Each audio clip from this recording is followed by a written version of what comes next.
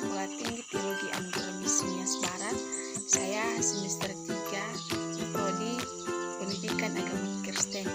Saat ini saya akan menjelaskan kepada kita semua tentang pengertian pendidikan dan tujuan pendidikan dan batas-batas pendidikan. Yang pertama yaitu pengertian pendidikan.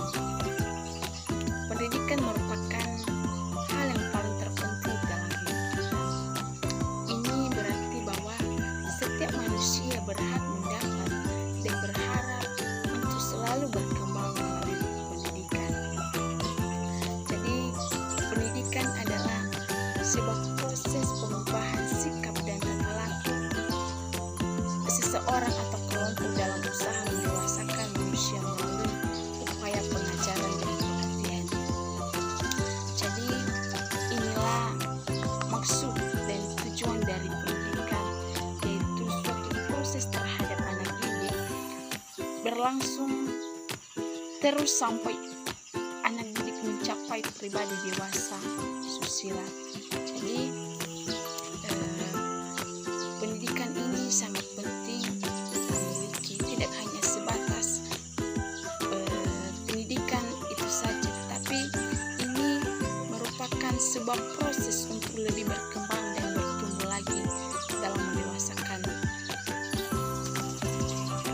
manusia melalui upaya pengajaran lewat pendidikan. Jadi sekarang kita masuk pada tujuan pendidikan. Tujuan pendidikan yaitu untuk mencerdaskan dan mengembangkan potensi yang ada dalam diri manusia. Manusia supaya semakin bertumbuh dan berkembang dalam setiap individu bisa memiliki kreativitas dan memiliki pengetahuan yang lebih luas dan menjadi pribadi yang bertanggung jawab. Jadi dengan sudah adanya pendidikan, maka semua manusia dia bisa membedakan mana yang baik dan mana yang tidak baik. Jadi pendidikan tidak hanya sebatas ijazah saja atau mencapai suatu ijazah saja supaya dia bisa mendapatkan gelar, supaya dia bisa dipuji orang, tetapi tidak seperti itu. Jadi pendidikan ini yaitu supaya lebih lagi bertumbuh dan memiliki pengetahuan yang lebih luas. Jadi pendidikan ini yaitu sepanjang hayat, atau pendidikan ini tidak hanya sebatas sampai SMP, dan itu tidak dia hanya belajar sampai SMP, tetapi pendidikan ini terus belajar dan belajar sampai sepanjang hayat. Jadi tujuan pendidikan ini yaitu untuk supaya dia bisa membedakan mana yang baik dan yang tidak baik. Sekarang kita masuk pada batas-batas pendidikan. Yang pertama yaitu batas pendidikan pada anak didik.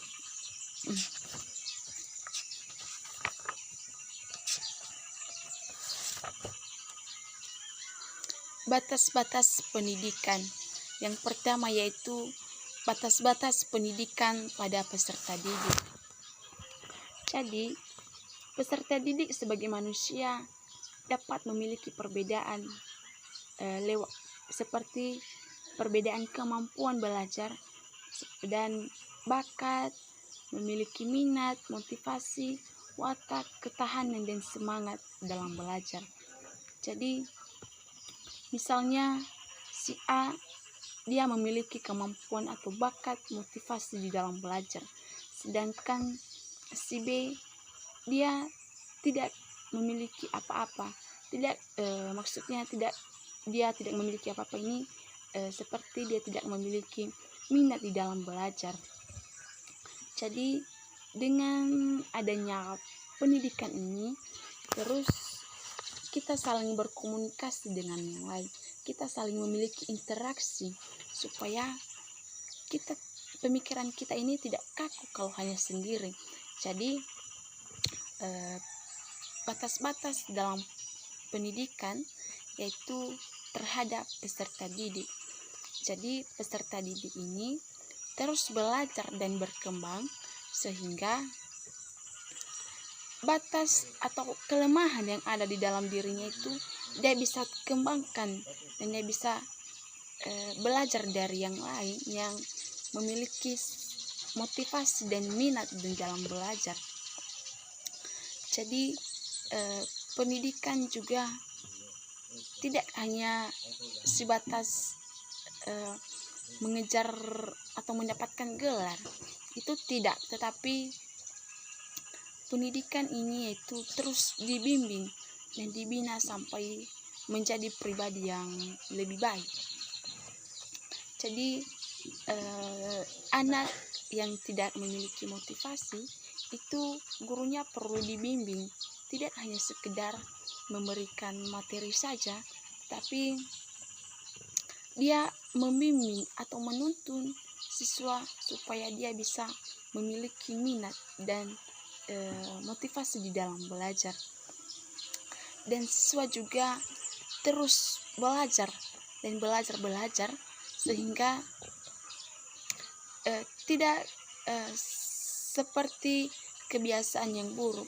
Misalnya seseorang yang tidak memiliki kemampuan belajar, seperti yang telah saya berikan contoh tadi, itu yang kalau kita terus memberikan motivasi atau semangat kepadanya, itu pasti dia memiliki semangat di dalam belajar. Jadi seseorang yang tidak memiliki kemampuan atau semangat belajar, yang kita lakukan di situ yaitu memberikan motivasi, dukungan, dan anak terus belajar, karena di sini orang yang tidak memiliki pendidikan itu tidak hanya artinya tidak bukan berarti dia tidak memiliki pengetahuan, tetapi dia memiliki, tapi dia tidak memiliki motivasi atau pengalaman di dalam pendidikan. Jadi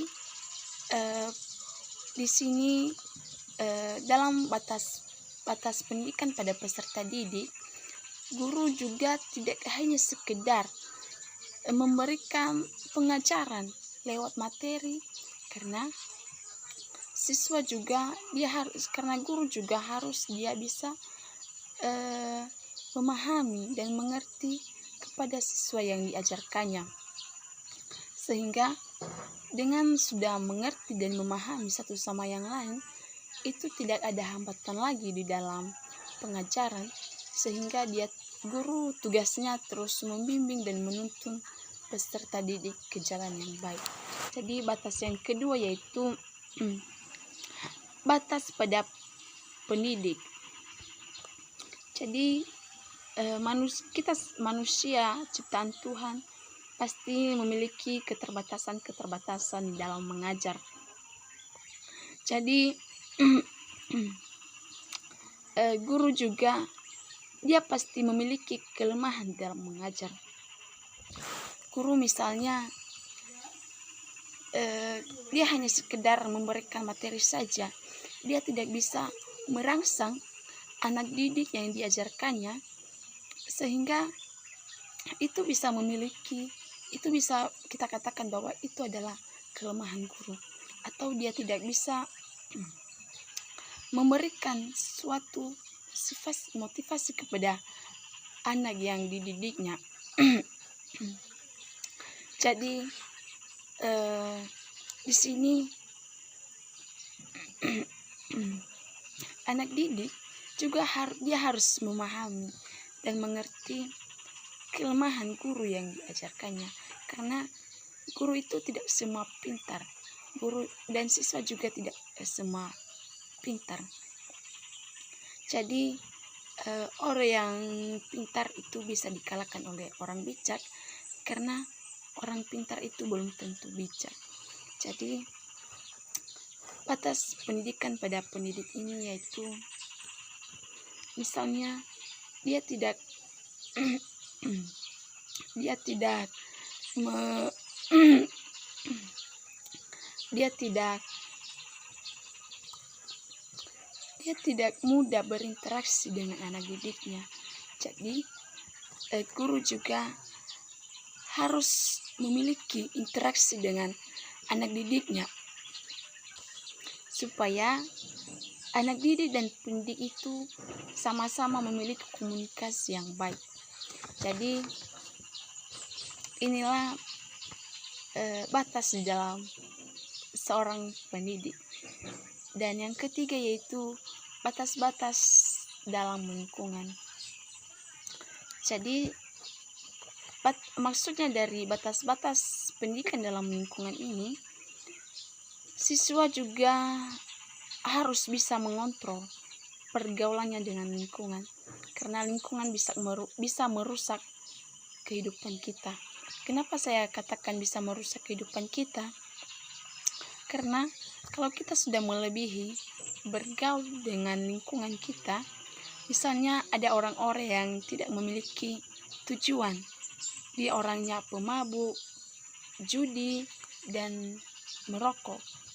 Ketika kita tidak bisa mengatasi pergaulan kita dengan lingkungan, atau kita sudah berteman dengan orang-orang yang tujuannya berfoya-foya, itu kita pasti mudah terpengaruh. Apalagi pendidikan ini tidak hanya belajar dari rumah atau dari sekolah, kita juga perlu belajar di dalam lingkungan kita.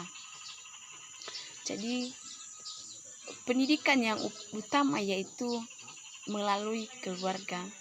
Keluarga membimbing dan mengarahkan anak supaya dia tidak bisa atau supaya dia tidak melebihi pergaulan dengan lingkungan. Dan di sini juga guru memberikan pengarahan kepada siswanya supaya juga dia bisa mengkondisikan atau dia juga bisa memahami pergaulan dengan anak didik tersebut. Jadi batas-batas pendidikan yang keempat yaitu sarana dan prasarana pendidikan. Maksud dari sarana prasarana pendidikan ini yaitu misalnya di dalam suatu sekolah, sarana dan prasarannya di dalam itu sangat terbatas. Kenapa? Misalnya terbatas perpustakaan, terbatas laptop, dan terbatas alat-alat elektronik, itu bisa mempengaruhi suatu proses pembelajaran.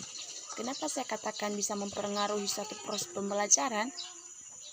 Karena siswa juga tidak hanya sekedar belajar dari materi, tetapi itu siswa membutuhkan suatu pengalaman atau alat-alat untuk terus belajar, karena guru tidak semua memberikan ilmu kepada siswanya, karena guru tadi bisa memiliki kelemahan atau keterbatasan di dalam dirinya.